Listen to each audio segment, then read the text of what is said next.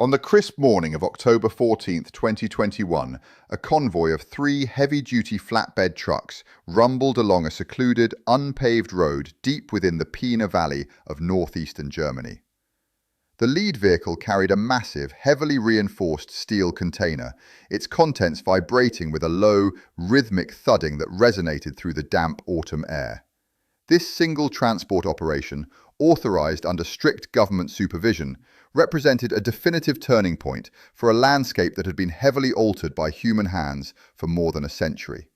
Yet, as the hydraulic lifts began to tilt and the heavy metal doors creaked open, only a handful of authorized personnel knew the true nature of the living cargo sealed inside, or the staggering ecological experiment that was about to be unleashed upon the valley. What followed over the course of the next 24 months was a sequence of ecological events that absolutely no one predicted, culminating in a series of biological discoveries that left veteran field researchers completely stunned. The sheer scale and speed of the transformation created a phenomenon that scientists in Central Europe still debate with profound fascination. My name is Marcus Vance, and this is the full arc of the Pina Valley reclamation. By the end of this account, you will understand the precise engineering mechanisms required to deliberately subvert a century of agricultural drainage, the complex behavioral adaptations of the apex species reintroduced to this newly formed wetland, and the profound legal and social precedents this radical experiment sets for the future of European wilderness conservation. But to understand the true magnitude of the Pina Valley project, you have to start not with the water and not with the animals, but with the hidden world of subterranean root systems and the microscopic architecture of peat moss. For generations, the standard perspective on European valleys was that they were meant to be drained, tamed, and ploughed.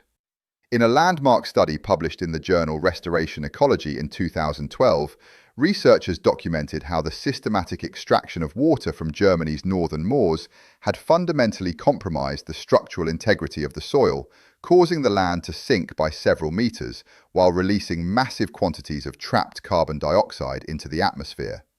The Pina Valley had been transformed into an artificial grid of deep ditches and intensive pastures, a silent landscape where the natural pulse of the earth had been effectively smothered. To the untrained eye, it looked like productive farmland, but to ecologists, it was a biological desert. The initial phase of restoring this vast territory required a complete inversion of modern civil engineering. Instead of keeping the water out, the goal was to trap it, to force the nearby river over its banks and permanently subvert the artificial boundaries that had dictated the geography of the region since the late 19th century. Heavy excavators were deployed not to build dams, but to systematically dismantle miles of ancient dikes, allowing the river to reclaim its historic floodplain. When the floodgates were finally breached, millions of cubic meters of fresh water rushed into the low-lying pastures, turning a dry, predictable valley into an expansive, uncharted aquatic labyrinth almost overnight. The immediate result was a vast, shallow lake that swallowed roads, fences, and utility lines, creating an eerie, mirrored expanse that looked more like an ancient glacial wilderness than modern Central Europe. But that is not what caught the scientific community off guard. The initial assumption among the monitoring teams was that the valley would remain a stagnant, quiet body of water for decades, slowly accumulating organic matter before any significant biological recovery could be observed. They believed the process of rewilding would be agonizingly slow, requiring constant human intervention, active planting, and meticulous management to coax native species back into the area. However, the sheer velocity of nature's response defied every established computational model. Within mere months of the deliberate flooding, the dormant seed banks buried deep beneath the agricultural soil began to awaken under the shallow water, giving rise to massive forests of reed canary grass and native sedges. This explosive vegetative growth laid the foundation for a highly complex trophic cascade, transforming the silent lake into a thriving, dynamic nursery for aquatic life. Yet, nobody expected what came after. As the vegetation thickened, the physical chemistry of the water began to shift in ways that defied traditional hydrological expectations. A comprehensive analysis published in the Journal of Applied Ecology in 2018 demonstrated that restored peat wetlands possess an innate, self-regulating filtration capacity that can neutralize agricultural runoff far more effectively than modern wastewater treatment facilities. The Pina Valley was no longer just a flooded field. It had become a massive, living kidney for the entire regional watershed, stripping out nitrates and phosphates while trapping vast reserves of carbon within the rapidly forming peat layers. The valley was healing its own chemical wounds at a rate that left laboratory researchers scrambling to update their field protocols. The baseline had been reset, and the stage was set for a much larger biological arrival. But the true catalyst for change arrived on a piece of pure luck. In the late spring of 2022, a severe and unseasonal storm system stalled over northern Germany, dropping an unprecedented volume of precipitation directly into the catchment basin of the Pina River. This meteorological anomaly caused the river to swell far beyond its projected maximum flood stage, pushing the water levels in the newly created valley to heights that the engineers had not anticipated. This accidental surge breached a series of old, forgotten earthen barriers further upstream, effectively connecting the isolated valley to a network of ancient, untouched remnant wetlands that had survived on private estate lands for centuries.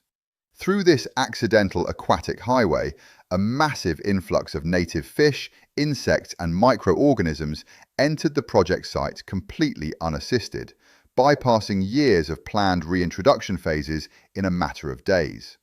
This massive stroke of environmental luck immediately elevated the stakes of the entire project, transforming it from a localized experiment into an ecological pressure cooker. Suddenly, the valley was teeming with life, but it was a chaotic, unbalanced ecosystem that lacked the structural stability provided by large, long-lived keystone species.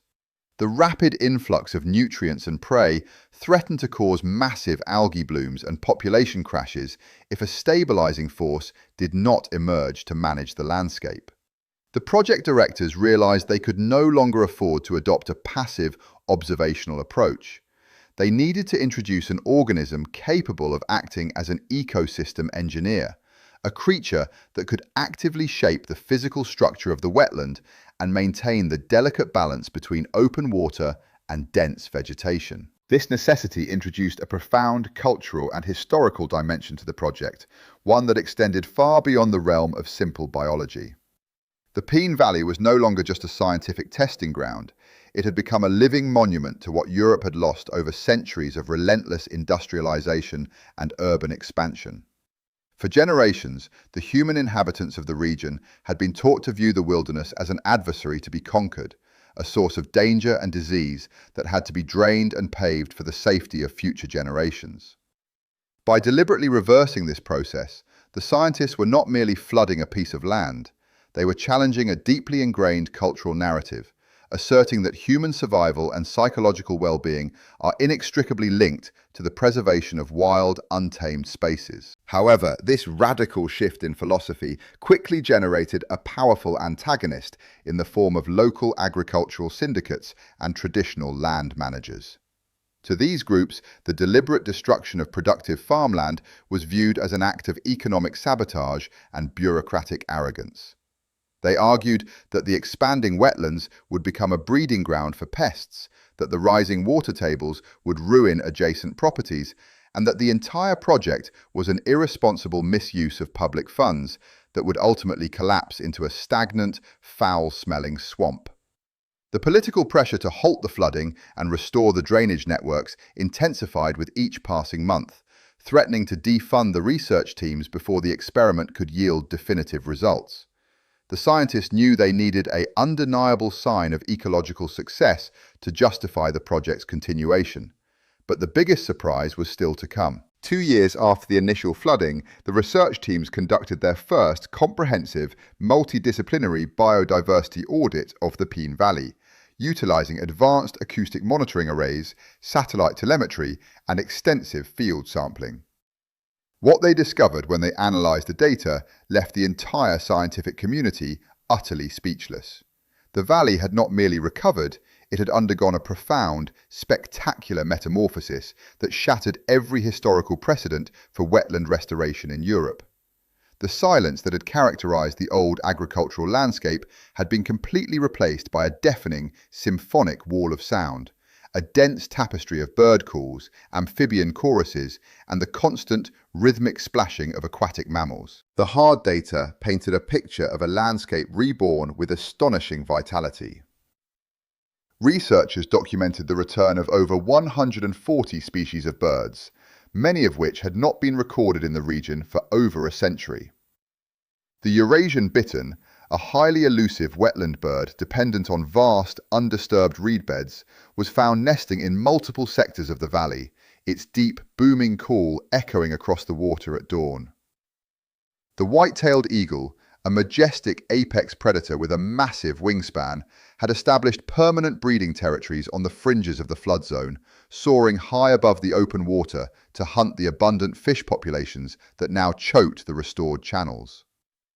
The sheer density of waterfowl was unprecedented, with tens of thousands of migrating ducks, geese, and cranes utilizing the valley as a critical refueling station along the East Atlantic flyway. Beneath the surface of the water, the transformation was equally staggering. The monitoring teams recorded a massive resurgence of native fish species, including the European pike and the rare weatherloach, which thrived in the shallow, oxygen-rich floodwaters. The explosion of aquatic life had triggered an immediate response from the region's mammalian predators. Eurasian otters, which had been driven to near extinction in northern Germany due to habitat loss and water pollution, were captured on trail cameras throughout the valley, their playful, energetic presence indicating a robust and sustainable food web.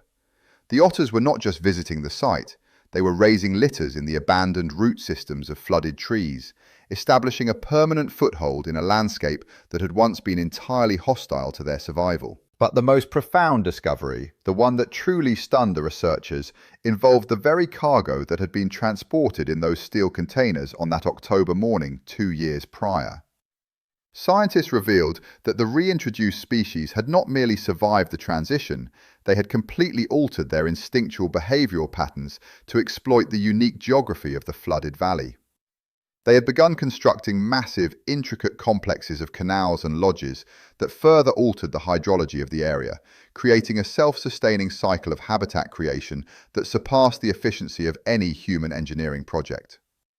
These animals were actively managing the water levels, preventing the stagnation that the critics had predicted, and maintaining a perfect mosaic of open, deep water channels and shallow, nutrient-rich mudflats. The Peene Valley had become a living testament to the resilient, self-healing power of the natural world, when human beings choose to step aside and relinquish absolute control.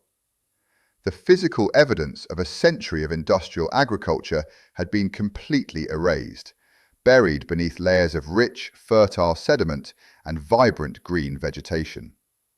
The air, once dry and heavy with the scent of chemical fertilizers, was now cool, damp, and fragrant with the clean aroma of wild mint and decaying peat.